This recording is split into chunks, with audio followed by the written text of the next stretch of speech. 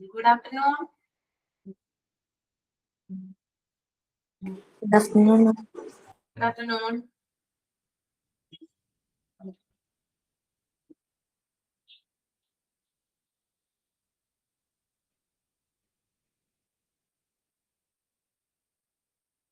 ശുഭ മാത്രം കേറിയിട്ടുള്ളല്ലേ? വരുമായിരിക്കും. മാത്രമേ ഉള്ളൂ.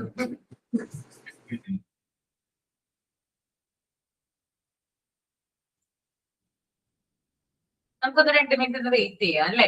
ആരെങ്കിലും കേറുന്നുണ്ട്. വെയിറ്റ് ചെയ്യാം, വരുമായിരിക്കും. ഓക്കെ. ഫുഡ് കഴിച്ചോ ശുഭ? കഴിച്ചു. കഴിച്ചല്ലേ? ഞങ്ങൾക്ക് ഇന്ന് അങ്കൻവാടിയിലെ ചിൽഡ്രൻസ് ഡേ അല്ലേ വരുന്നത്, അപ്പൊ അതിന്റെ മീറ്റിംഗ് ആയിരുന്നു. അപ്പം അവിടെ പോയപ്പോ ഞങ്ങള് കഴിച്ചു.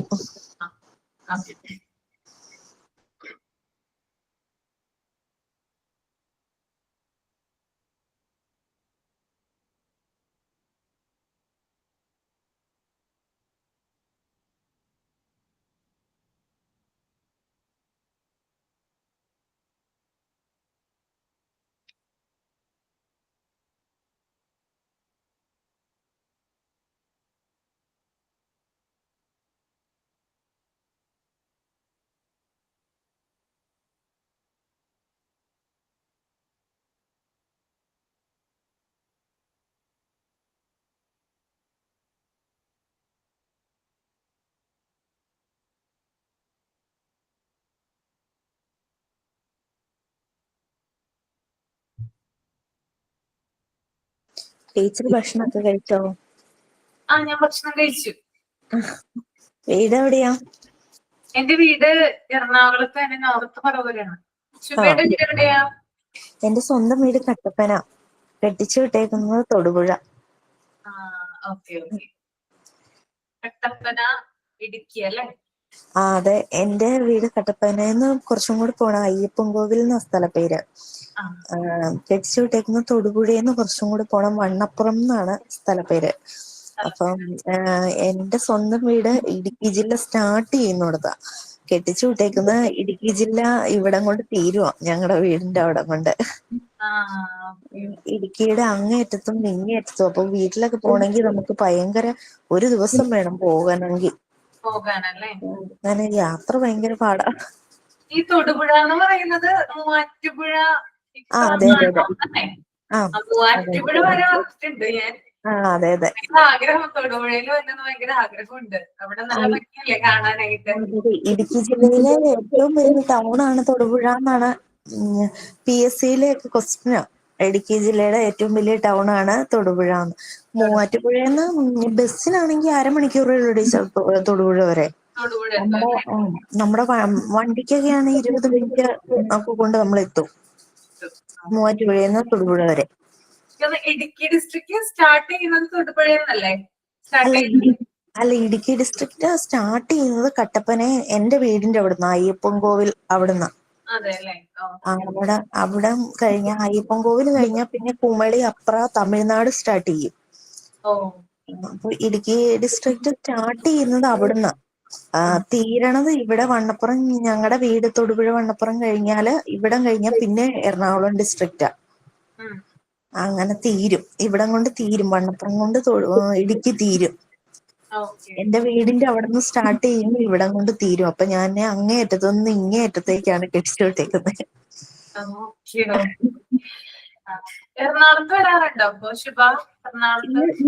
ഇല്ല, ഞാൻ അങ്ങനെ വന്നിട്ടില്ല. ഇല്ല.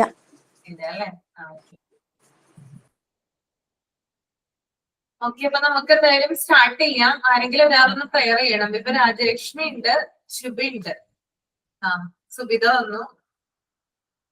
പ്രയർ ഒരാള് ചെയ്യൂട്ടോ, എന്നിട്ട് നമുക്ക് സ്റ്റാർട്ട് ചെയ്യാം. ഇനി വെയിറ്റ് ചെയ്യണ്ട.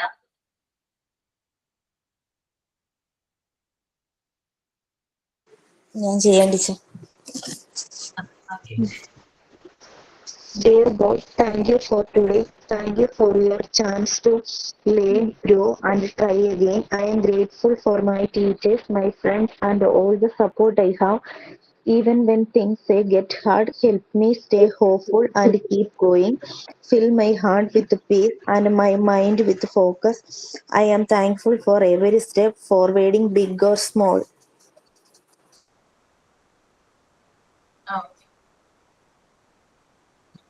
നമ്മൾ കഴിഞ്ഞ ക്ലാസ്സില് ഞാൻ ഇത് തന്നെയാണ് കേട്ടോ കണ്ടിന്യൂ ചെയ്യുന്ന principles of Montessori practical life materials.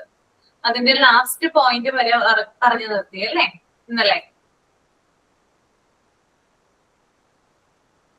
Okay.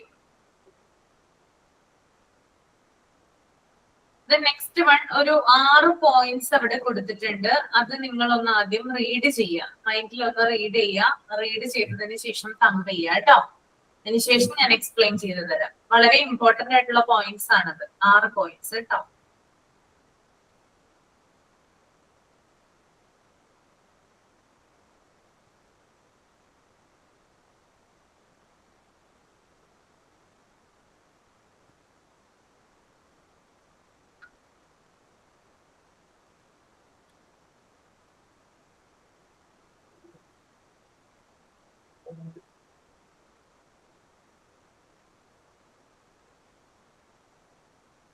Good afternoon, ma'am. Minu Suresh, വൈകിയോ കയറാനായിട്ട്? ഇത്തിരി വൈകി, ഇന്നലെ ഉണ്ടായിരുന്നില്ല ക്ലാസ്സില്. ഓക്കെ, തുടങ്ങുന്നേ ഉള്ളൂ കേട്ടോ, ഒന്നും പറഞ്ഞിട്ടില്ല. നമ്മുടെ ഒരു പേജ് നമ്പർ 3 മൊഡ്യൂൾ 3 ആണ് കേട്ടോ എടുക്കുന്നത്. പേജ് നമ്പർ 3 ഒരു 6 പോയിന്റ്സ് കൊടുത്തിട്ടുണ്ട്. നമ്മള് ഇന്നലത്തെ ബാക്കിയാണ് എടുക്കുന്നത്. 6 പോയിന്റ്സ് ഒന്ന് ആദ്യം മൈൻഡിൽ ഒന്ന് റീഡ് ചെയ്യാം. അതിനുശേഷം ഞാൻ എക്സ്പ്ലെയിൻ ചെയ്ത് തരാം. ഓക്കെ.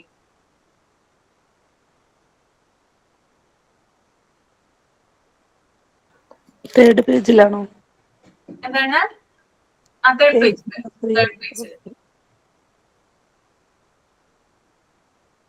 6 പോയിന്റ്സ് കണ്ടോ? Yes ma'am. വായിക്കണോ? വായിക്കണ്ട, ആദ്യം ഒന്ന് മൈൻഡിൽ ഒന്ന് റീഡ് ചെയ്താൽ മതി. അത് കഴിഞ്ഞിട്ട് വേണമെങ്കിൽ ഞാൻ വായിപ്പിക്കാം കേട്ടോ.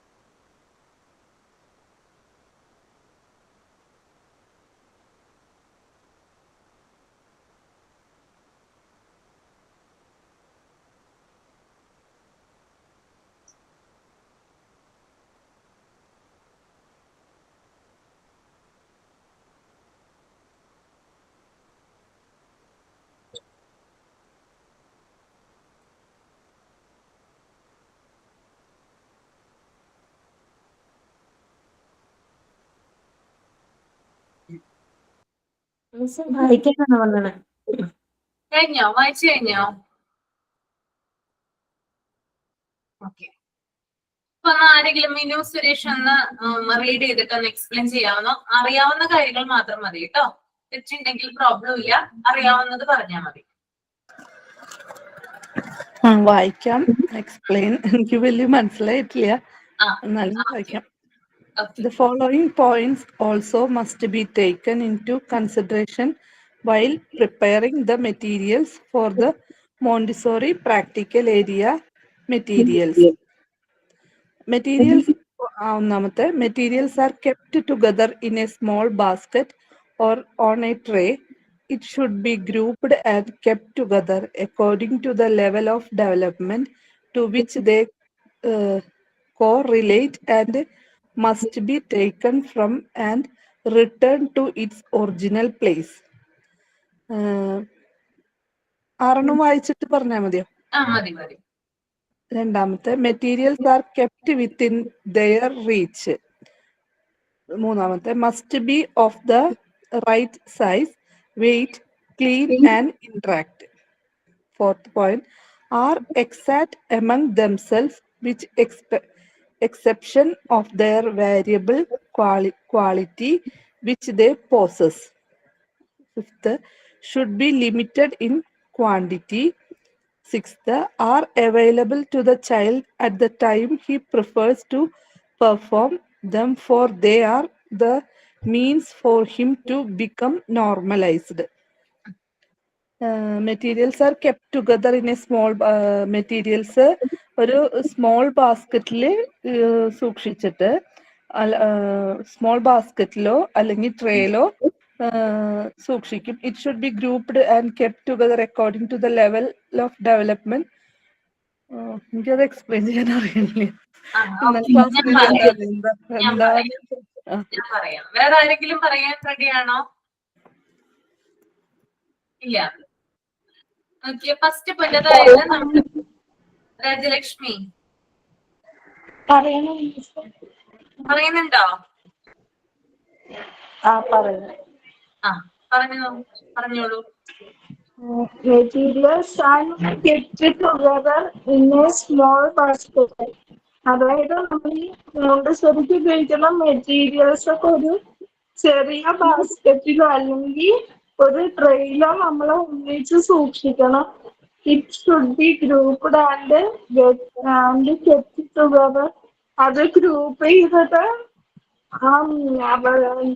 ഈ കുട്ടിയുടെ ഡെവലപ്മെന്റിന്റെ ലെവലനുസരിച്ച് അത് നമുക്ക് മാറ്റിയും മറിച്ചും കൊടുക്കാൻ, ഇല്ലെങ്കിൽ അതിന്റെ അത് എടുത്തിട്ട് അത് കറക്റ്റ് സ്ഥലത്ത് കുട്ടികൾ വെക്കണം. Materials are kept within their reach. കുട്ടികളുടെ കൈയെത്തുന്ന സ്ഥലത്ത് തന്നെ നമ്മൾ മെറ്റീരിയൽ സൂക്ഷിച്ചു വെക്കണം, എന്നാലേ അവർക്ക് എടുക്കാനായിട്ട് എളുപ്പമാവുള്ളൂ. Must be of the right size, weight, clean and impact. നമ്മൾ എടുക്കുന്ന മെറ്റീരിയൽസ് ഒക്കെ കറക്റ്റ് സൈസിലുള്ളതായിരിക്കണം, കറക്റ്റ് ഭാരത്തിലുള്ളതായിരിക്കണം. അതുപോലെ ആ മെറ്റീരിയൽ ക്ലീൻ ആയിട്ടുള്ളതായിരിക്കണം.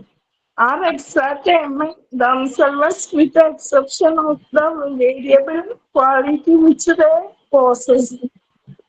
അത് മാത്രം മനസ്സിലായി. അടുത്തത് വായിച്ചോളൂ.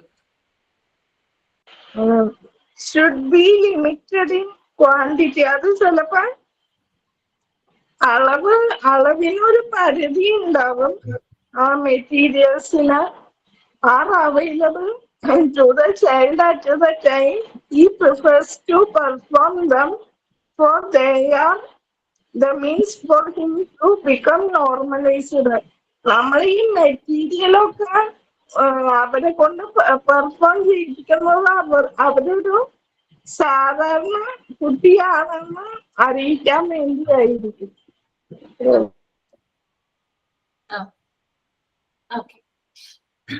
അപ്പൊ ഞാനൊന്ന് പറഞ്ഞുതരാം. നിങ്ങൾക്ക് പറഞ്ഞ കാര്യങ്ങൾ ഏകദേശം ഓക്കെയാണ്, എന്നാലും ഞാൻ ഒന്നുകൂടി ഒരു ക്ലാരിറ്റി കിട്ടുന്നതിന് വേണ്ടിയിട്ട് ഒന്നുകൂടി പറഞ്ഞുതരാം. അതായത് താഴെ പറയുന്ന ചില പോയിന്റ്സ് നമ്മൾ കൺസിഡർ ചെയ്യണം എപ്പോഴാണ്, അതായത് മോണ്ടിസോറി മെറ്റീരിയൽസ് നമ്മൾ അല്ലെങ്കിൽ മോണ്ടിസോറി ആക്ടിവിറ്റി നമ്മൾ ചെയ്യുമ്പോൾ താഴെ പറയുന്ന കാര്യങ്ങൾ കാര്യങ്ങളും കൂടി നമ്മളൊന്ന് കൺസിഡർ ചെയ്യേണ്ടതുണ്ട്. First point, materials are kept together in a small basket or on a tray. It should be grouped and kept together according to the level of development to which they correlate and must be taken from and returned to its original place. Okay, അതായത് materials എന്ന് പറയുന്നത് സൂക്ഷിക്കേണ്ടത് ഒരു small ബാസ്ക്കറ്റിലോ ഒരു ട്രേയിലോ ആയിരിക്കണം. Okay, അതായത് ഷെൽഫിലാണ് നമ്മൾ എന്ത് ചെയ്യുന്നത്, മെറ്റീരിയൽസ് കെപ്റ്റ് ചെയ്യുന്നത്. അപ്പൊ മെറ്റീരിയൽസ് കെപ്റ്റ് ചെയ്യുന്ന സമയത്ത് എന്ത് ചെയ്തിരിക്കണം, ഒരു സ്മോൾ ബാസ്ക്കറ്റ് അല്ലെങ്കിൽ ഒരു ട്രെയിൽ എന്ത് ചെയ്തിരിക്കണം, ഇത് കെപ്റ്റ് ചെയ്തിരിക്കണം എന്ന് പറയുന്നുണ്ട്. പിന്നെ അതുപോലെ തന്നെ ഗ്രൂപ്പ് ആയിട്ട് തിരിച്ചിട്ടായിരിക്കണം ഇത് കെപ്റ്റ് ചെയ്യേണ്ടത്. അതായത് ഓരോരോ സിമിലർ ആയിട്ടുള്ള മെറ്റീരിയൽസ് ഉണ്ടാവുമല്ലോ, അത് തമ്മിൽ എന്ത് ചെയ്തിരിക്കണം, ഗ്രൂപ്പ് ചെയ്തിരിക്കണം എന്ന് പറയുന്നുണ്ട്. പിന്നെ മെറ്റീരിയൽസ് നമ്മൾ എടുത്ത് ആക്ടിവിറ്റി ചെയ്ത് കഴിഞ്ഞതിന് ശേഷം തിരികെ ആ പ്ലേസിൽ തന്നെ കൊണ്ടുവയ്ക്കാനായിട്ട് ശ്രദ്ധിക്കണം. അത് കുട്ടികളോട് പറഞ്ഞ് ആദ്യം തന്നെ ഇൻസ്ട്രക്ഷൻ കൊടുക്കണം. മെറ്റീരിയൽ നിങ്ങൾ തന്നെയാണ് എടുക്കേണ്ടത്. എടുത്ത് കൊണ്ടുവന്ന് ടേബിളില് ചെയർ ഇട്ട് നമ്മൾ ആക്ടിവിറ്റി ചെയ്യുമ്പോൾ അല്ലെങ്കിൽ ഒരു ഫ്ലോറിൽ നമ്മൾ മാറ്റ് വിരിച്ച് ആക്ടിവിറ്റി ചെയ്യുമ്പോഴും എന്ത് തന്നെ ആയാലും ആക്ടിവിറ്റി കഴിഞ്ഞതിന് ശേഷം തിരിച്ച് അതിന്റെ ഒറിജിനൽ പ്ലേസിൽ റിട്ടേൺ കൊണ്ട് നമ്മൾ വെക്കണം. ക്ലിയർ ആണോ ആദ്യത്തെ പോയിന്റ്? ഓക്കെ. രണ്ടാമത്തെ point, materials are kept within their reach. എന്താണ് ഇവിടെ പറയുന്നത്? അതായത് കുട്ടികളുടെ ഉയരത്തിനനുസരിച്ചിട്ടായിരിക്കണം നമ്മൾ മെറ്റീരിയൽസ് കെപ്റ്റ് ചെയ്യേണ്ടത്. അതായത് ഷെൽഫില് നമ്മളിപ്പോ ഓരോ മെറ്റീരിയൽ, ഇപ്പൊ ഞാൻ അന്ന് കാണിച്ച ബട്ടണിങ് ഫ്രെയിം അല്ലെ, ഒരു ഫ്രെയിം കാണിച്ചിരുന്നില്ലേ, ഓർക്കുന്നുണ്ടോ? അത് ഏറ്റവും മുകളിൽ കൊണ്ടുപോയി ഹാങ് ചെയ്യില്ല. എന്തുകൊണ്ടാണ് ഹാങ് ചെയ്യാത്തത്? ഏറ്റവും മുകളിൽ ഇപ്പൊ എന്റെ പൊക്കത്തിനാണ് ഹാങ് ചെയ്യുന്നതെങ്കിൽ എന്റെ ഹൈറ്റിനനുസരിച്ച് ഹാങ് ചെയ്യുന്നു എന്ന് വിചാരിക്കുക. കുട്ടികൾക്ക് അത് എടുക്കാനായിട്ട് പറ്റുമോ? പറയൂ. സാധിക്കില്ല അല്ലെ, കുട്ടികൾക്ക് എടുക്കാനായിട്ട് പറ്റില്ല. അപ്പൊ കുട്ടികളുടെ ഹൈറ്റിനനുസരിച്ചിട്ട് വേണം, അതായത് അവരുടെ കയ്യെത്തി പിടിക്കാവുന്ന രീതിയിൽ വേണം എന്ത് ചെയ്യാനായിട്ട്, മെറ്റീരിയൽസ് വെക്കാനായിട്ട്. അതായത് കുട്ടികൾക്ക് പെട്ടെന്ന് അത് എടുക്കാനും എടുത്തു കൊണ്ടുപോയി വെക്കാനും, അതായത് എടുക്കാനും അതുപോലെ തിരിച്ച് അവിടെ തന്നെ വെക്കാനും സാധിക്കണം. അപ്പൊ കുട്ടികളുടെ ഹൈറ്റ് അനുസരിച്ചിട്ട് വേണം അവരുടെ റീച്ച്, അതായത് അവർക്ക് എത്തിപ്പിടിക്കാവുന്ന രീതിയിലായിരിക്കണം മെറ്റീരിയൽസ് കെപ്റ്റ് ചെയ്യേണ്ടത്. ഓക്കെ, നമുക്ക് മൂന്നാമത്തെ പോയിന്റിലോട്ട് പോവാം. Must be of the right size, weight, clean and intact. Intact എന്ന് പറയുന്നത് ഹോൾ ആണ് കേട്ടോ, ഹോൾ. ഓക്കെ, നമ്മുടെ WHOLE, ഹോൾ. ഓക്കെ, അപ്പോ മെറ്റീരിയൽ എന്ന് പറയുന്നത് റൈറ്റ് സൈസിലായിരിക്കണം. അതായത് കുട്ടികളുടെ കൈ എന്ന് പറഞ്ഞാൽ എന്താ പ്രത്യേകത? കുഞ്ഞുങ്ങളുടെ കൈക്കുള്ള പ്രത്യേകത എന്താണ്? എന്താണ് കുഞ്ഞുങ്ങളുടെ കൈയുടെ പ്രത്യേകത? ചെറിയ കൈയാണ് അല്ലെ, കുഞ്ഞി കൈകളാണ് അവരുടെ. അപ്പൊ കുഞ്ഞുങ്ങളുടെ കൈകൾക്കനുസരിച്ച്, അതായത് കുഞ്ഞുങ്ങൾക്ക് പിടിക്കാവുന്ന രീതിയിലുള്ള സൈസ്, വെയിറ്റ് ഉള്ള മെറ്റീരിയൽസ് ആയിരിക്കണം എന്ന് പറയുന്നുണ്ട്. ഓക്കെ, ഇപ്പൊ ഞാൻ പറഞ്ഞു വുഡൻ പീസ് ആണെങ്കിൽ കൂടിയും അത് കുഞ്ഞുങ്ങളുടെ കൈക്ക് ഉള്ളിൽ ഒതുങ്ങുന്ന രീതിയിലുള്ള മെറ്റീരിയൽസ് ആണ് മോണ്ടിസോറി മെറ്റീരിയൽസ് എന്ന് പറയുന്നത്. അപ്പൊ അത് റൈറ്റ് സൈസിലായിരിക്കണം, പിന്നെ റൈറ്റ് വെയിറ്റ്, അതുപോലെ ക്ലീൻ ആയിരിക്കണം. നമ്മള് മെറ്റീരിയൽ ഉപയോഗിക്കുമ്പോൾ എപ്പോഴും നമ്മൾ ശ്രദ്ധിക്കേണ്ടത് അത് തുടച്ച് വൃത്തിയാക്കി സൂക്ഷിക്കണം. അതായത് നമ്മളൊരു ആക്ടിവിറ്റി കഴിഞ്ഞാൽ, അതായത് നമ്മളൊരു ആക്ടിവിറ്റി ചെയ്തു എന്ന് വിചാരിക്കുക, ആക്ടിവിറ്റി ചെയ്ത് കഴിഞ്ഞതിന് ശേഷം ആ മെറ്റീരിയൽ എന്ത് ചെയ്യണം, അത് തുടച്ച് സൂക്ഷിക്കേണ്ടതാണ്. ഓക്കെ, അപ്പൊ ക്ലീൻ ആയിട്ടിരിക്കണം എന്നാണ് പറയുന്നത് കേട്ടോ. നമുക്ക് നാലാമത്തെ പോയിന്റിലോട്ട് വരാം. Are exact among themselves with the exception of the variable quality which they possess. അതായത് ഓരോ കുട്ടിയുടെയും മെറ്റീരിയല് എക്സാക്ട് സിമിലർ ആയിരിക്കണം. അതെന്താണ് സിമിലർ ആയിരിക്കണം എന്ന് പറയുന്നത്? എല്ലാ കുട്ടികൾക്ക് കൊടുക്കുന്ന മെറ്റീരിയൽസും സിമിലർ ആയിരിക്കണം, ഓൾമോസ്റ്റ് സിമിലർ ആയിരിക്കണം. അല്ലെങ്കിൽ കുട്ടികളല്ലേ, അവർക്കത് ഒരു സങ്കടം ഉണ്ടാവും, അവരുടെ നല്ലതാണ് അങ്ങനെ ഒരു ചിന്ത. അതെ, അതായത് ഇപ്പൊ 5 കുട്ടികൾ ഉണ്ടെങ്കിൽ 5 കുട്ടികൾക്കും വ്യത്യസ്തമായിട്ടുള്ള മെറ്റീരിയൽസ് ആണ് നമ്മൾ കൊടുത്തതെന്ന് വിചാരിക്കുക. ഓക്കെ, അങ്ങനെ കൊടുക്കുമ്പോൾ അതായത് ഇപ്പൊ ഫോർ എക്സാമ്പിൾ ഇപ്പൊ നമ്മള് എന്താ പറയാ, നമ്മുടെ ജോമെട്രിക്കൽ ഷേപ്സ്, ഓക്കെ, അതെല്ലാരും ഒരേ ഷേപ്പിലുള്ളവയാണ്, പക്ഷെ ഡിഫറെന്റ് ആയിട്ടുള്ള കളർ നമുക്ക് അതിനകത്ത് ചെയ്യാം അല്ലെ. അപ്പോ അതിനകത്ത് പല പല വ്യത്യാസങ്ങൾ വരുത്തി ജോമെട്രിക്കൽ ഷേപ്സ് നമ്മൾ 5 കുട്ടികൾക്കും കൊടുത്തു കഴിഞ്ഞാൽ അതിനകത്ത് കളേഴ്സിലൊക്കെ വ്യത്യാസം ഉണ്ടെങ്കിൽ കുട്ടികൾ അങ്ങോട്ടും ഇങ്ങോട്ടും പറയും. എന്ത് പറയും? ആ നിനക്ക് നല്ലതാണ് കിട്ടിയത്, എനിക്ക് കൊള്ളൂലാത്തതാണ് കിട്ടിയത്, അല്ലെ? എനിക്ക് ചീത്തയാണ് കിട്ടിയെന്നൊക്കെ പറയില്ലേ? കുട്ടികൾ തമ്മിൽ എന്ത് ചെയ്യും? പരസ്പര സംസാരം ഉണ്ടാവും അവിടെ. പിന്നെ ടീച്ചറോട് കംപ്ലൈന്റ് പോയി പറയും, അവര് നല്ലത് കിട്ടി, എനിക്ക് ചീത്തയാണ് തന്നത്. അങ്ങനെയുള്ള സംസാരങ്ങളൊക്കെ ഉണ്ടാവാനായിട്ട് സാധ്യതയുണ്ട്. അപ്പൊ അത് അവോയ്ഡ് ചെയ്യുന്നതിന് വേണ്ടിയിട്ട് എക്സാക്ട് സിമിലർ ആയിട്ടുള്ള മെറ്റീരിയൽസ് ആയിരിക്കണം കുട്ടികൾക്ക് പ്രൊവൈഡ് ചെയ്യുന്നത്. Okay. Next point should be limited in quantity. എന്താണ് ക്വാണ്ടിറ്റി? ലിമിറ്റഡ് ആയിരിക്കണം എന്നാണ് പറയുന്നത്. നമുക്കറിയാം, നമ്മൾ എന്ത് സാധനം കൂടുതലായിട്ട് ഉപയോഗിക്കുവാണെങ്കിൽ, അത് നമുക്ക് കൂടുതലായിട്ട് നമുക്കൊരു സാധനം കിട്ടുവാണെങ്കിൽ നമ്മൾക്ക് അതിന്റെ വാല്യൂ അറിയില്ല, അല്ലെ? ശരിയാണോ പറഞ്ഞത്? വാല്യൂ ഉണ്ടാവോ? ഇല്ല. നമ്മൾ എന്ത് ഇപ്പൊ ഒരു വീട്ടിൽ 2 കുട്ടികളുണ്ടെന്ന് വിചാരിക്കാം. 2 കുട്ടികൾക്കും ഓരോരോ ചോക്ലേറ്റ് വീതം കൊടുത്താൽ മതി. അതായത് 2 ചോക്ലേറ്റ് കൊടുത്താൽ മതി. ഓരോ കുട്ടിക്കായിട്ട് ഒരെണ്ണം വീതം കൊടുത്താൽ മതി. ആ സ്ഥാനത്ത് ആ കുട്ടികളുടെ അച്ഛൻ 10 ചോക്ലേറ്റ് കൊണ്ടുവന്നു വിചാരിക്കുക.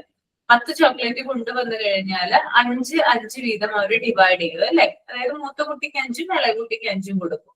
അങ്ങനെ 5 എണ്ണമായിട്ട് ഡിവൈഡ് ചെയ്യും. പക്ഷെ ഇതവര് ഫുള്ളായിട്ട്, അതായത് യൂട്ടിലൈസ് ചെയ്യും അവര് മുഴുവനായിട്ട്. കുറച്ചൊക്കെ കഴിക്കും, കുറച്ചൊക്കെ എന്ത് ചെയ്യും? വേസ്റ്റ് ചെയ്യൂലേ? ബാക്കി വരത്തില്ലേ? കുറെയൊക്കെ കളയും, അല്ലെ?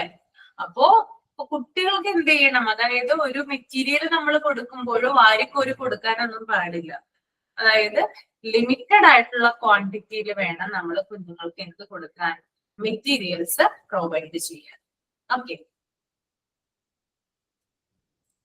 Then ആറാമത്തെ point are available to the child at the time he prefers to perform them, for they are the means for him to become normalized. അതായത് കുട്ടികൾക്ക് നമ്മൾ മെറ്റീരിയൽസ് കൊടുക്കുന്ന സമയത്ത് അവരോരോ ആക്ടിവിറ്റി ചെയ്യുമ്പോൾ അവരെന്ത് ചെയ്യുന്നു? അവർക്ക് പോസിറ്റീവ് ക്വാളിറ്റീസ് ഉണ്ടാകുന്നു. മാത്രമല്ല, ഒരു മെറ്റീരിയൽ നമ്മൾ കൊടുക്കുന്ന സമയത്ത് അല്ലെങ്കിൽ ഒരു ആക്ടിവിറ്റി ചെയ്യിക്കുന്ന സമയത്ത് എന്തെങ്കിലും തെറ്റുകൾ വരുത്തി കഴിഞ്ഞാൽ നമ്മൾ നിർബന്ധം പിടിക്കരുത്. അത് ആസ് എ ടീച്ചർ എന്ന രീതിയിൽ ഒരിക്കലും നമ്മൾ നിർബന്ധം പിടിക്കരുത്. ചിലപ്പോൾ എല്ലാ കുട്ടികൾക്കും ഒരുപോലെ ആക്ടിവിറ്റി ചെയ്യാനായിട്ട് സാധിച്ചെന്ന് വരില്ല. ഒരു ക്ലാസ്സിൽ 30 കുട്ടികൾ ഉണ്ടെന്ന് വിചാരിക്കാം. ആ 30 കുട്ടികൾക്കും സെയിം പോലെ, അതായത് ആക്ടിവിറ്റി കംപ്ലീറ്റ് ചെയ്യാനായിട്ട് സെയിം ടൈം കൊണ്ട് സാധിക്കോ? പറ്റുമോ? നിങ്ങൾ തന്നെ ഒന്ന് പറഞ്ഞേ. ഒരേ സമയം കൊണ്ട് പറ്റില്ല, അല്ലെ? കാരണം പലർക്കും പലതരത്തിലുള്ള കേപ്പബിലിറ്റീസ് ആണുള്ളത്. അപ്പൊ അതിനകത്ത് 30 കുട്ടികളിൽ ചിലപ്പോ 1-2 കുട്ടികൾക്ക് ചിലപ്പോ ആക്ടിവിറ്റി ചെയ്യാൻ പോലും ചിലപ്പോ പറ്റിയെന്ന് വരില്ല. അപ്പൊ നമ്മൾ ഒരിക്കലും ടീച്ചർ എന്ന രീതിയിൽ എന്ത് ചെയ്യരുത്? അവരെ കമ്പൽ ചെയ്യരുത്, അതായത് നിർബന്ധിക്കരുത്. അത് ഇന്ന് തന്നെ ചെയ്തു തീർക്കണം, അല്ലെങ്കിൽ ഇന്ന് തന്നെ പഠിക്കണമെന്ന് നിർബന്ധിക്കരുത്. അതിന് ചിലപ്പോ സമയം എടുക്കും. ചിലപ്പോ 3-4 പ്രാവശ്യം ചെയ്തിട്ടായിരിക്കും ആ കുട്ടി ആ മെറ്റീരിയലിനെ കുറിച്ച് പഠിക്കുന്നത്. ഓക്കെ. അപ്പൊ ആവശ്യത്തിന് സമയം കൊടുക്കാന്നുള്ളതാണ് കേട്ടോ. ഓക്കെ. 6 കാര്യങ്ങൾ ക്ലിയർ ആണോ?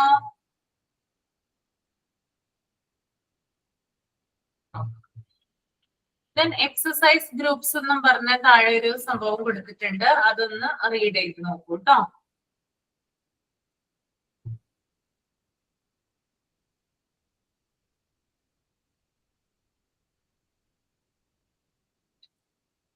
റീഡ് ചെയ്ത് കഴിഞ്ഞിട്ട് തമ്പ് ചെയ്യുക.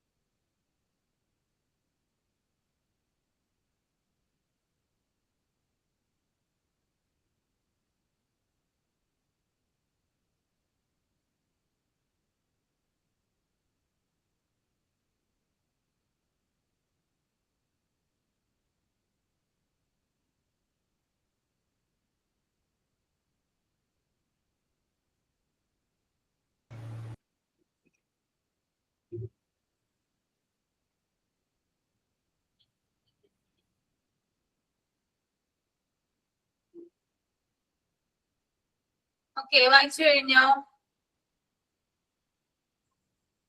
ഒരാളൊന്ന് റീഡ് ചെയ്തേ. ആരെങ്കിലും? സുബിത ഒന്ന് റീഡ് ചെയ്യാമോ? റീഡ് ചെയ്യാം മിസ്സേ.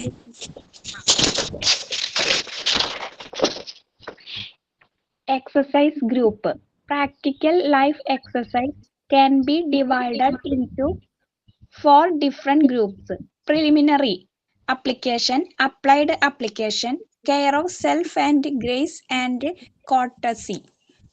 In the preliminary exercise, the child learns the basic movement of all the societies, such as pouring, folding, and carrying.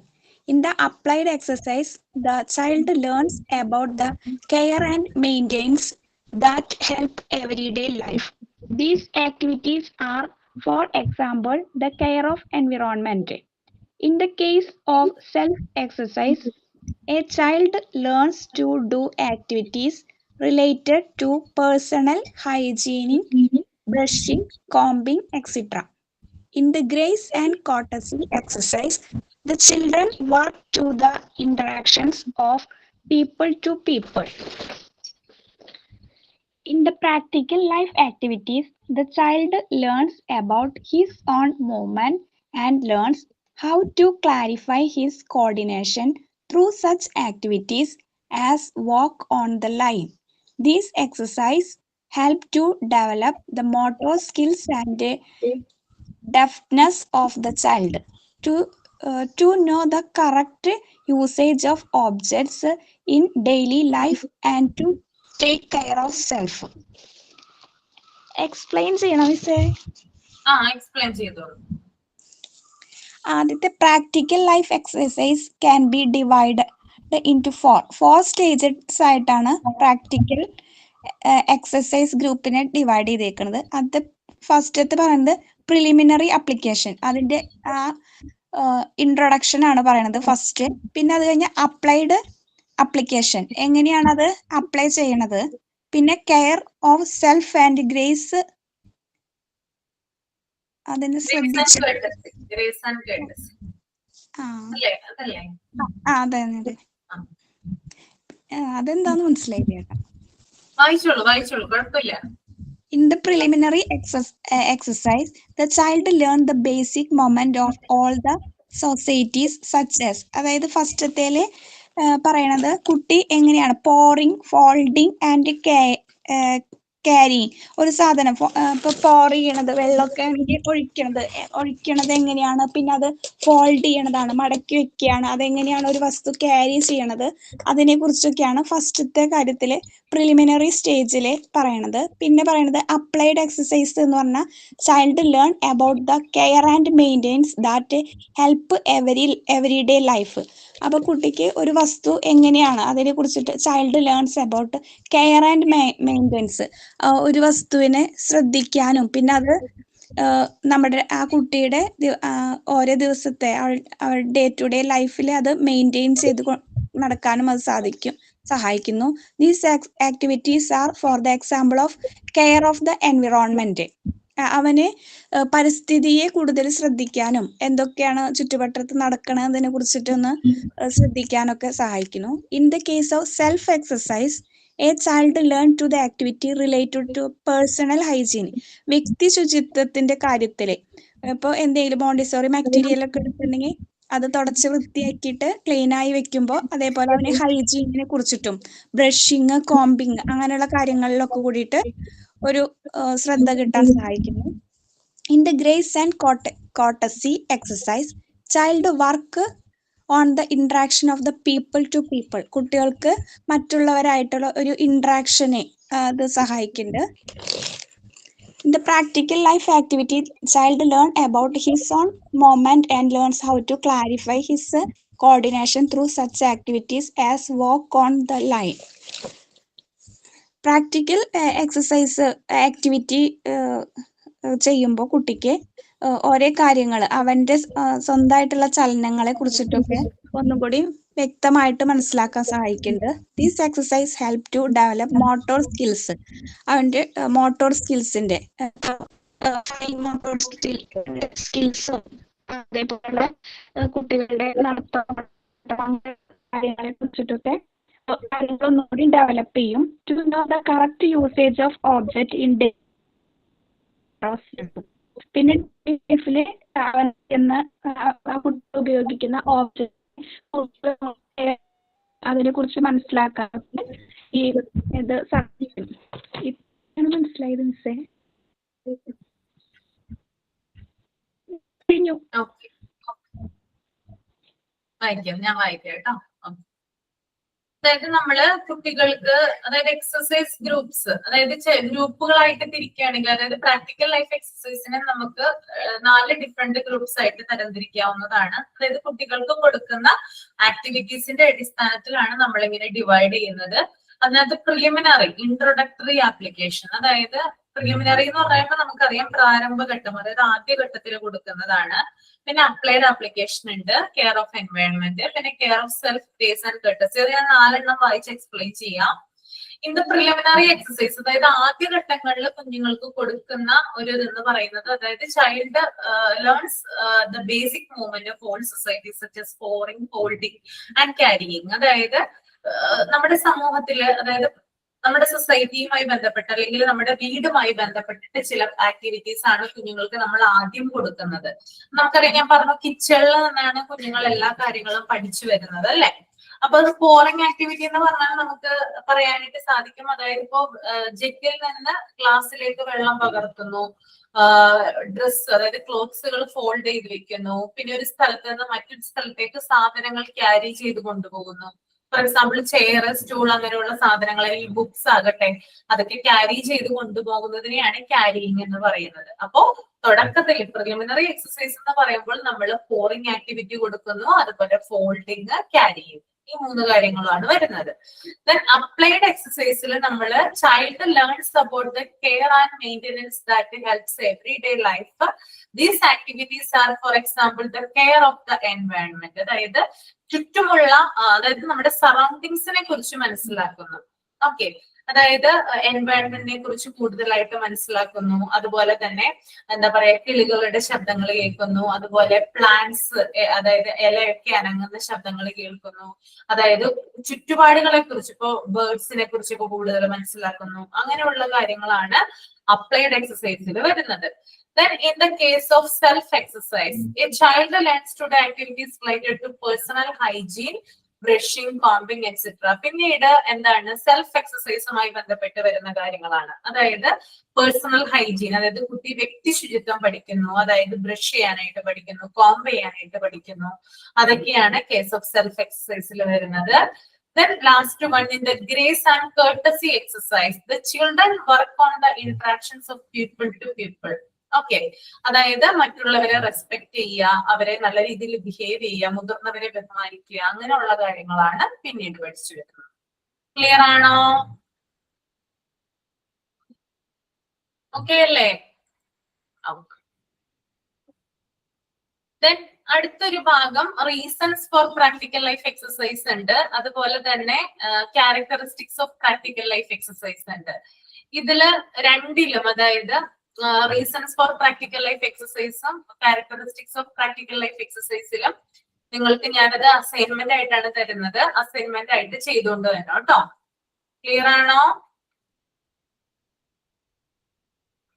Okay അല്ലേ? ഇനി അതിനുശേഷം നമുക്ക് അടുത്തത് നോക്കാനുള്ളത് exercise for the development of motor skills. അത് തുടങ്ങി ഒന്ന് എല്ലാ പോയിന്റുകളും, അതായത് അടുത്ത പേജ് അവസാനിക്കുന്നത് വരെ ഒന്ന് റീഡ് ചെയ്യൂ കേട്ടോ. കുഞ്ഞു കുഞ്ഞു പോയിന്റ്സ് ഇല്ലേ, നമ്പർ ഇട്ട് എഴുതിയിരിക്കുന്നേ, അതൊക്കെ ഒന്ന് വായിക്കുക. ഓക്കെ അല്ലേ? ക്ലിയർ അല്ലേ പറഞ്ഞത്? ഓക്കെ, അപ്പൊ ഒന്ന് റീഡ് ചെയ്തോളൂ കേട്ടോ.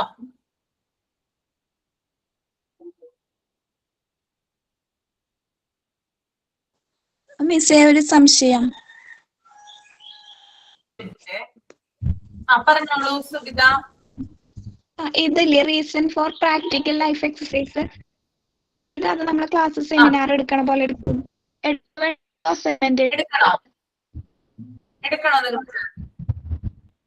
അല്ല മിസ്സേ, അതെന്താ ചെയ്യേണ്ടത്? ഹോംവർക്ക് അത് അസൈൻമെന്റ് ആയിട്ട് ചെയ്താൽ മതി. വായിച്ചു നോക്കിയിട്ട് അതിനെ കുറിച്ച് എഴുതിയാൽ മതി നിങ്ങളുടേതായിട്ടുള്ള രീതിയിൽ കേട്ടോ.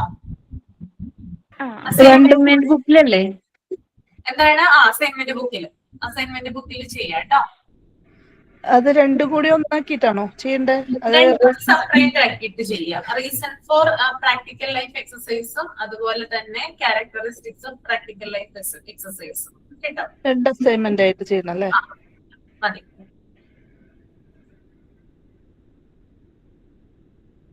ക്ലാസ്സിൽ പ്രസന്റ് ചെയ്യണോ? വേണ്ടല്ലോ, അത് അയച്ചു കൊടുത്താ പോരെ? പ്രസന്റ് ചെയ്താലും നല്ലതാണ്. അടുത്ത ക്ലാസ്സിൽ പ്രസന്റ് ചെയ്യുവാണെങ്കിൽ അത് നല്ലതാണ് കേട്ടോ.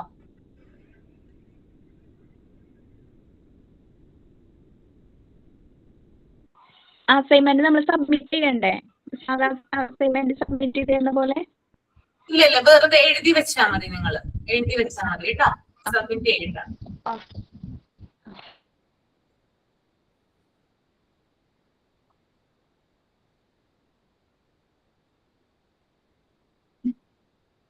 Exercise for the development of motor skills ഒന്ന് റീഡ് ചെയ്യാം.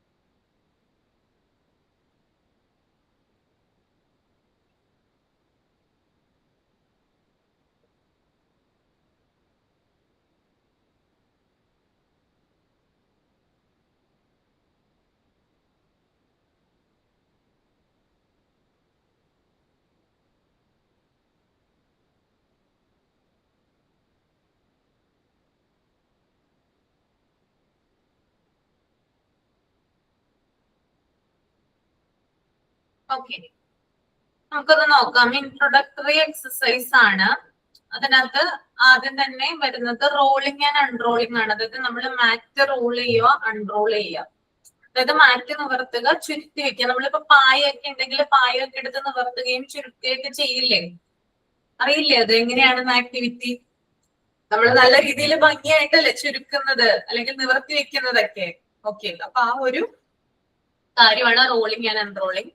ദെൻ സിറ്റിംഗ് ആൻഡ് സ്റ്റാൻഡിങ്, ഇരിക്കുന്നതും എഴുന്നേൽക്കുന്നതും.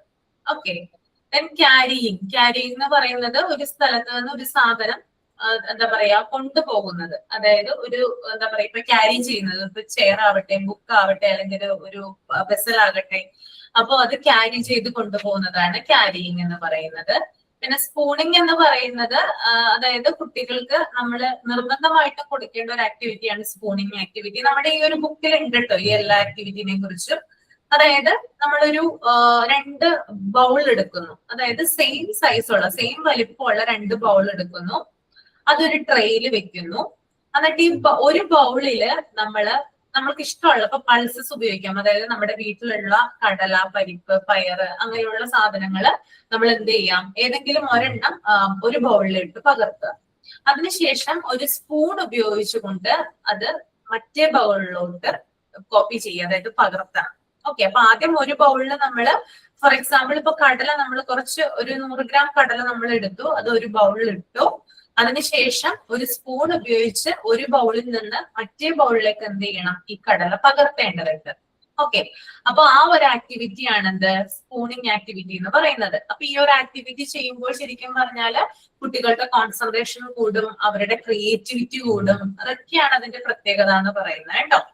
പിന്നെ അതുപോലെ തന്നെ പോറിംഗ് ആക്ടിവിറ്റി ഉണ്ട്. പോറിംഗ് എന്ന് പറഞ്ഞാല് ഒരു ജഗ്ഗിൽ നിന്ന് മറ്റൊരു ഗ്ലാസ്സിലേക്ക് അല്ലെങ്കിൽ മറ്റൊരു ജഗ്ഗിലേക്ക് വെള്ളം പകർത്തുക എന്നുള്ളതാണ് പോറിംഗ് ആക്ടിവിറ്റി. നിങ്ങൾ കുഞ്ഞുങ്ങളെ കൊണ്ട് ചെയ്യിക്കാറില്ലേ പോറിംഗ് ആക്ടിവിറ്റി? ചെയ്യിക്കാറുണ്ട് അല്ലെ? ഓക്കെ, പിന്നെ ട്രാൻസ്ഫറിംഗ് എന്ന് പറഞ്ഞാല് ക്യാരി ചെയ്യുന്നതാണ് കേട്ടോ. നേരത്തെ ഞാൻ പറഞ്ഞില്ലേ ക്യാരി ചെയ്യുന്നത്, അത് തന്നെയാണ് ട്രാൻസ്ഫറിങ് വരുന്നത്. പിന്നെ ലൈറ്റ് എക്സസൈസിൽ വരുന്നത് ഫോൾഡിങ് ആൻഡ് അൺഫോൾഡിങ് ആണ്. അതായത് തുണി മടക്കുന്നതും നിവർത്തുന്നതും. അതായത് കുഞ്ഞുങ്ങളെ കൊണ്ട് തന്നെ കുഞ്ഞുങ്ങളുടെ ഡ്രസ്സ് നമ്മൾ മടക്കി വെപ്പിക്കാറുണ്ട് അല്ലെ? അപ്പൊ that is folding and unfolding. സ്ക്യൂസിംഗ് എന്ന് പറഞ്ഞാൽ പിഴിയുന്നതാണ്. അതായത് പല രീതിയിൽ നമുക്കത് യൂസ് ചെയ്യാം. അതായത് കുഞ്ഞുങ്ങൾ ഇപ്പോ കുറച്ചും കൂടി മുതിർന്ന കുഞ്ഞുങ്ങളൊക്കെ ആണെങ്കിൽ അവരുടെ തന്നെ ഡ്രസ്സ് അവർ കഴുകാറുണ്ട്. അപ്പൊ അവരെന്ത് ചെയ്യാറുണ്ട്? പിഴിഞ്ഞിട്ടാണ് അഴയിൽ ഇടുന്നത് അല്ലെ? നമ്മളൊക്കെ അങ്ങനെയല്ലേ ചെയ്യുന്നേ?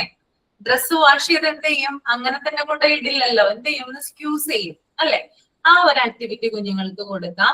അതല്ലാതെ ലെമൺ ഉണ്ടല്ലോ, നമ്മൾ ചെയ്യുന്നതാണ്. കുഞ്ഞുങ്ങള് അവര് തനിയെ എന്റെ മോനൊക്കെ ചെയ്യാറുണ്ട് കേട്ടോ. തനിയെ എന്ത് ചെയ്യാറുണ്ട്? നാരങ്ങ വെള്ളം കൂട്ടാറുണ്ട് അല്ലെ? നാരങ്ങ വെള്ളം ചെയ്യാറുണ്ടോ കുഞ്ഞുങ്ങൾ ആരെങ്കിലും? ലെമൺ എന്ത് ചെയ്യും? തനിയെ പിഴിഞ്ഞ് പഞ്ചസാര ഇട്ട് വെള്ളം കുടിക്കും അല്ലെ? നാരങ്ങ വെള്ളം കുടിക്കാറുണ്ട്. അപ്പൊ അങ്ങനെ നമ്മൾക്ക് സ്ക്യൂസിംഗ് എന്ന രീതിയിൽ ഉപയോഗിക്കാം.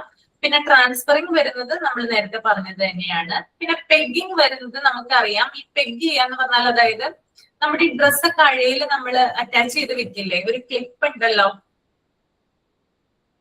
ക്ലിപ്പ് കണ്ടിട്ടില്ലേ നിങ്ങള്? അതാണ് കേട്ടോ. അതിപ്പോ ഒരു ബാസ്ക്കറ്റ് നമ്മൾ കൊടുത്തു കഴിഞ്ഞാൽ അതിന് ചുറ്റും ഇവർ എന്ത് ചെയ്ത് വെക്കും? ഈ ഒരു സാധനം കൊടുത്തു കഴിഞ്ഞാൽ, ക്ലിപ്പ് കൊടുത്തു കഴിഞ്ഞാൽ ചുറ്റിനും അതിങ്ങനെ അറ്റാച്ച് ചെയ്ത് വെക്കും. That is pegging. പിന്നെ സ്വീപ്പിംഗ് എന്ന് പറഞ്ഞാൽ നമുക്കറിയാം, അതായത് നമ്മുടെ മെയിൻ ആയിട്ട് നമ്മുടെ അടിച്ചു വാരുക, അല്ലെങ്കിൽ നമ്മുടെ വീട് ക്ലീൻ ചെയ്ത് വെക്കുക, മുറ്റമടിച്ചു തൂക്കുക, അങ്ങനെയുള്ള കാര്യങ്ങളൊക്കെ ഉണ്ടല്ലോ, അതാണ് സ്വീപ്പിംഗിൽ വരുന്നത് കേട്ടോ. ഓക്കെ, ഇനി അടുത്തത് ത്രെഡിങ് ആൻഡ് ബീഡിങ് ആണ്. അതായത് നൂല് കൊണ്ട്, അതായത് മുത്തൊക്കെ എടുത്തിട്ട് നൂല് കൊണ്ട് കോർക്കുക, അങ്ങനെയുള്ള കാര്യങ്ങളൊക്കെ ഇല്ലേ, അതാണ് അവിടെ വരുന്നത്. പിന്നെ കട്ടിങ്, അതായത് ചെറിയ ചെറിയ വെജിറ്റബിൾസ് ഒക്കെ കട്ട് ചെയ്യുക അല്ലെ? വെജിറ്റബിൾസ് ഒക്കെ കട്ട് ചെയ്യാനായിട്ട് കുഞ്ഞുങ്ങൾക്ക് കൊടുക്കാറുണ്ട്. തീരെ ചെറിയ കുഞ്ഞുങ്ങളല്ല കേട്ടോ, കുറച്ചും കൂടി മുതിർന്ന കുട്ടികളാണ്. പിന്നെ പേസ്റ്റിംഗ് ആൻഡ് ഗ്ലൂയിങ്, എന്തെങ്കിലും ആക്ടിവിറ്റി, അതായത് എന്തെങ്കിലും പിക്ചർ ഒക്കെ എടുത്തിട്ട് അത് കട്ട് ചെയ്തിട്ട് പേസ്റ്റ് ചെയ്യുക ഗ്ലൂ ഉപയോഗിച്ചിട്ട്. അത് പിന്നെ വീവിംഗ് എന്ന് പറഞ്ഞാല് ഇത് കുട്ടികൾക്ക് അങ്ങനെ കൊടുക്കാറില്ല, മുമ്പൊക്കെ ഉണ്ടായിരുന്നു. അതായത് നമ്മുടെ ഈ നൂല് എന്താ പറയാ, ഒരു സംഭവം ഉണ്ടല്ലോ, ചർക്കയോ അങ്ങനെ എന്തോ, ആർക്കെങ്കിലും ഒന്ന് പറയാമോ? വീവിംഗ്, നെയ്യുക എന്നാണ് ഉദ്ദേശിക്കുന്നത്. കുഞ്ഞുങ്ങൾക്ക് ഇങ്ങനെയുള്ള ആക്ടിവിറ്റീസ് എന്താ പറയാ മുമ്പ് കൊടുത്തിട്ടുണ്ടായിരുന്നു, ഇപ്പൊ അങ്ങനെ കൊടുക്കുന്നില്ല അധികം. ഓക്കെ, ഒരു മറ്റേ മാറ്റ് പോലത്തെ ബട്ടർഫ്ലൈ ഒക്കെ അങ്ങനെ. അതായത് മുമ്പ്, അതായത് നമ്മുടെ ഈ പായ നെയ്യുക എന്നൊക്കെ പറയില്ലേ, ഓല എടുത്തിട്ട് പായ ഉണ്ടാക്കുക. അതായത് നമുക്ക് മുമ്പൊക്കെ വർക്ക് പീരീഡിൽ തരാറുണ്ടായിരുന്നു. നമ്മളൊക്കെ പഠിക്കുന്ന സമയത്തേ ഒരു പ്ലാസ്റ്റിക്കിന്റെ ഒരു നെറ്റ് വെച്ചിട്ട് കമ്പിളി നൂല് വെച്ചിട്ട് നമ്മള് ബട്ടർഫ്ലൈനെയൊക്കെ പേഴ്സ് ഒക്കെ ഉണ്ടാക്കില്ലേ? അങ്ങനത്തെ ഒക്കെ ഉണ്ടായിരുന്നു ഞങ്ങള് പഠിക്കുന്ന സമയത്ത്. വർക്ക് എക്സ്പീരിയൻസിന്റെ ഒരു ഇത്. ഞാനൊരു ക്രാഫ്റ്റ് ടീച്ചറായിട്ട് വർക്ക് ചെയ്തു, അപ്പൊ ഞാനും പഠിപ്പിച്ചിട്ടുണ്ടായിരുന്നു അത്.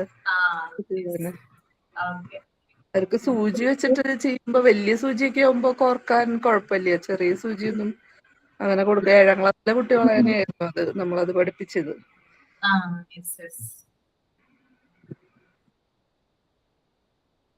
ഓക്കെ, ഇനി ഇത് ആരെങ്കിലും ഒന്ന് വായിക്കാമോ?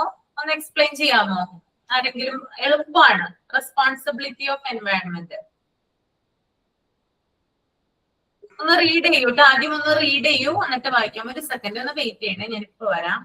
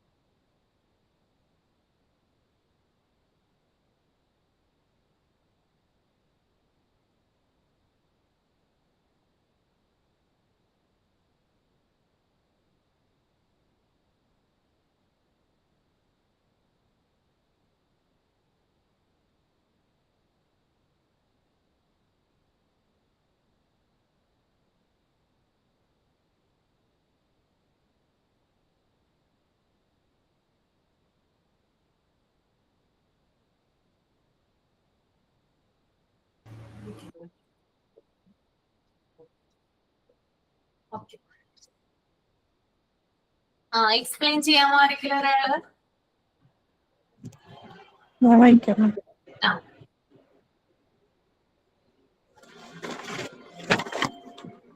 Of responsibility of environment, exercise to each the child right use of object and their care.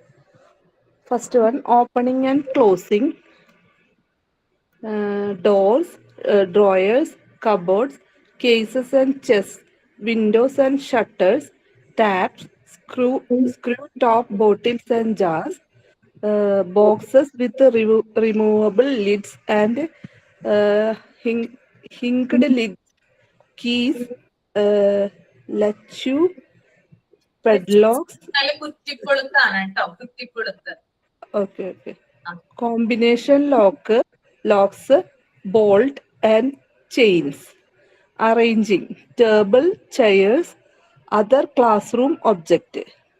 Cleaning and scrubbing tables, chairs, blackboard. Dusting, polishing, care of floor, care of books, kitchen activities, ironing, looking after the pets and plants. അതായത് responsibility of environment, അതായത് എൻവിയോൺമെന്റിലുള്ള കുട്ടികളുടെ ഉത്തരവാദിത്വം എന്ന് പറഞ്ഞാൽ opening and closing, അതായത് തുറക്കലും അടയ്ക്കലും ചെയ്യുന്നത് doors, ഡ്രോയറുകള്, കബോർഡുകള്, പിന്നെ case പെട്ടികളും ജനലുകളും ഷട്ടറുകളും, ടാപ്പുകള്, പിന്നെ സ്ക്രൂ ടോപ്പ് കുപ്പികളുടെ ജാറുകളുടെ ഒക്കെ അടപ്പുകള്, പിന്നെ ബോക്സ് നീക്കി വെക്കാവുന്ന തരത്തിലുള്ള ബോക്സ്, പിന്നെ ലോക്ക്, പിന്നെ ബോൾട്ട്, ചങ്ങല എന്നിവയൊക്കെ അത് ഓപ്പണിങ് അതൊക്കെ എങ്ങനെയാന്നുള്ളത്. പിന്നെ arranging table, chairs and other class room object, അതായത് മേശ, കസേര, പിന്നെ ക്ലാസ് റൂമിലെ മറ്റ് വസ്തുക്കള് അതെങ്ങനെയാണ് അറേഞ്ച് ചെയ്യുക എന്നുള്ളതും. പിന്നെ ക്ലീനിങ് ആൻഡ് ഉരക്കൽ, അത് കഴുകല്, അതായത് മേശയും കസേരയും ബ്ലാക്ക് ബോർഡ്, പിന്നെ ബ്ലാക്ക് ബോർഡിൽ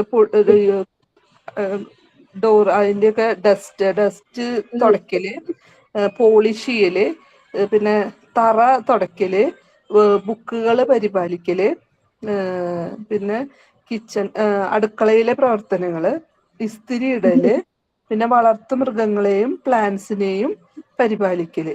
അതൊക്കെയാണ് കുട്ടികളുടെ ഒരു എൻവിയോൺമെന്റിലെ ഉത്തരവാദിത്തങ്ങൾ. സെൽഫ് കെയർ ആണ്.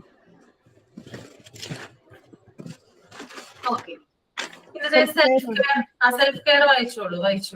Self care introductory exercises, washing and drying of hands, face, using the latrine, personal hygiene, using handkerchief, tissue, blowing nose, squeezing, wiping, combing and brushing, tying, planting hair, cleaning and cutting nails, brushing teeth, dressing frame exercise, looking after clothes, shoes, spectacles, putting on shoes, development of balance and grace of posture, walking on line, lifting and carrying a chair, putting their chair down silently, പിന്നെ grace and courtesy, greeting, manners, traffic rules.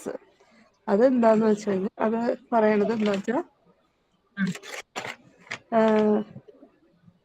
Self care, അതായത് ആദ്യം തന്നെ എണീക്കുമ്പോൾ exercise അതൊക്കെ ചെയ്യല്, പിന്നെ എണീറ്റ് കഴിഞ്ഞാൽ മുഖം, കയ്യ് അതൊക്കെ കഴുകുക, പിന്നെ ബാത്റൂം ഉപയോഗിക്കുക, പേഴ്സണൽ ശരീരം സ്വന്തം ശുചിത്വം നോക്കുക, പിന്നെ ഹാൻഡ് കർച്ചീഫോ അല്ലെങ്കിൽ ടിഷ്യൂ പേപ്പറോ ഉപയോഗിക്കുക, മൂക്ക് മൂക്ക് നമ്മളിപ്പോ തുമ്മല് അങ്ങനെ ജലദോഷം പോലുള്ള കാര്യങ്ങളൊക്കെ വരുമ്പോൾ നമ്മൾ കർച്ചീഫ് ഉപയോഗിച്ചിട്ട് എന്ത് ചെയ്യണം? മൂക്ക് നന്നായിട്ട് കവർ ചെയ്യണം അല്ലെ, തുടയ്ക്കണം. പിന്നെ പിഴിയൊക്കെ ചെയ്യും നമ്മളത്, നമ്മൾ ഹൈജീൻ നമ്മൾ നോക്കണം വ്യക്തമായിട്ട്. ക്ലിയർ ആയിട്ട് നമ്മൾ മറ്റുള്ളവർക്ക് ഒരു ഡിസ്റ്റർബൻസ് ഇല്ലാതെ വേണം നമ്മൾ അതൊക്കെ ചെയ്യാനായിട്ട് കേട്ടോ. വൈപ്പിംഗ്, സ്ക്യൂസിങ് ഒക്കെ പറയുന്നത് അത് തന്നെയാണ്. പിന്നെ കട്ടിങ് നെയിൽസ്, ക്ലീനിങ്, പിന്നെ നെയിൽ കട്ട് ചെയ്യല്, ബ്രഷിങ്, പല്ല് തേക്കല്, പിന്നെ ഡ്രസ്സിങ് ഫ്രെയിം എക്സസൈസ്. അതായത് ഡ്രസ്സിങ് ഫ്രെയിം എക്സസൈസ് എന്ന് വെച്ചാൽ ഡ്രസ് അത് നമ്മള് കഴിഞ്ഞ ക്ലാസ്സിൽ ഫ്രെയിം കണ്ടില്ലേ, ഉണ്ടാക്കി ഒക്കെ അത് തന്നെയാണ് കേട്ടോ. പിന്നെ ലുക്കിംഗ് ആഫ്റ്റർ ക്ലോത്ത്സ്, വസ്ത്രങ്ങള് ശരിയായി പരിപാലിക്കുക. ഷൂസ്, അവർക്ക് ഉപയോഗിക്കുന്ന സ്പെക്ടാക്കിൾസ് ഒക്കെ കറക്റ്റ് ആയിട്ട് ഉപയോഗിക്കുക. പുട്ടിങ് ഓൺ ഷൂസ് ധരിക്കുക. പിന്നെ developing of balance and grace of posture എന്ന് വെച്ചാൽ വാക്കിംഗ് ഓൺ ലൈൻ, നേരെ നടക്കുക. Lifting and carrying of chair പൊന്തിച്ച് അത് ക്യാരി ചെയ്ത് കൊണ്ടുപോവുക. പിന്നെ putting the child down silently, ശബ്ദം ഉണ്ടാക്കാണ്ട് ചെയർ വെക്കല്. പിന്നെ ഗ്രേസ് ആൻഡ് കോർട്ടസി എന്ന് പറഞ്ഞ ഗ്രീറ്റിംഗ്, മാനേഴ്സ്, ട്രാഫിക് റൂൾസ്. ഇത് രാവിലെ ഗുഡ് മോർണിംഗ് അതൊക്കെ പറയല്. പിന്നെ ശബ്ദം ഉണ്ടാക്കാണ്ടിരിക്കുക, മാനേഴ്സ് കീപ്പ് ചെയ്യുക. പിന്നെ ട്രാഫിക് റൂൾസ് ശരിയായി നോക്കുക. ചെറിയ കുട്ടികൾക്ക് ട്രാഫിക് റൂൾസ് ഒക്കെ നമ്മൾ അത് അറിയുമോ അവർക്കൊക്കെ? അതാണ് അതങ്ങനെ പഠിപ്പിക്കാന്നുള്ളതാണ് ഉദ്ദേശിക്കുന്നത് കേട്ടോ. ഓക്കെ, അപ്പൊ അതാണ്, അതായത് നമ്മുടെ മൂക്ക് എന്നിട്ട് പറഞ്ഞ നോസ് നല്ല രീതിയിൽ ബ്ലോ, സ്ക്യൂസിങ്, വൈപ്പിംഗ് അതുപോലുള്ള കാര്യങ്ങൾ ചെയ്യുക. കോംബ് ചെയ്യുക, ബ്രഷ് ചെയ്യുക. പിന്നെ നെയിൽസ് നന്നായിട്ട് കട്ട് ചെയ്ത് അത് നല്ല രീതിയിൽ വൃത്തിയാക്കി വെക്കുക. പിന്നെ നന്നായിട്ട് പല്ല് തേക്കുക. ഡ്രസ്സിംഗ് ഫ്രെയിംസ് എക്സസൈസ് ചെയ്യുന്നതിലൂടെ നമുക്ക് ബട്ടൺ എങ്ങനെയാണ് ഇടുന്നത്, ബെൽറ്റ് എങ്ങനെയാണ് ഇടേണ്ടത്, അങ്ങനെയുള്ള കാര്യങ്ങൾ മനസ്സിലാകും. പിന്നെ ക്ലോത്ത്സ് നല്ല രീതിയിൽ നോക്കുക, ഷൂസ്, സ്പെക്ടാക്കിൾസ്. പിന്നെ ഷൂസ് ഇടുമ്പോൾ ഷൂ ലേസ് കെട്ടാനായിട്ട് പഠിക്കുക. പിന്നെ development of balance and grace പോസ്റ്റേഴ്സിൽ എങ്ങനെയാണ് ലൈനിൽ നല്ല, അതായത് വാക്ക് ചെയ്യുമ്പോൾ നമ്മൾ എങ്ങനെയാണ് നല്ല രീതിയിൽ നടക്കേണ്ടത്. ഇപ്പൊ ഒരു അസംബ്ലിയിലായാലും അല്ലെങ്കിൽ റോഡിലായാലും എങ്ങനെ നമ്മൾ ട്രാഫിക് റൂൾസ് ഒക്കെ എന്താണ് മെയിൻറ്റെയിൻ ചെയ്തുകൊണ്ട് നമുക്ക് എങ്ങനെ നടക്കാം.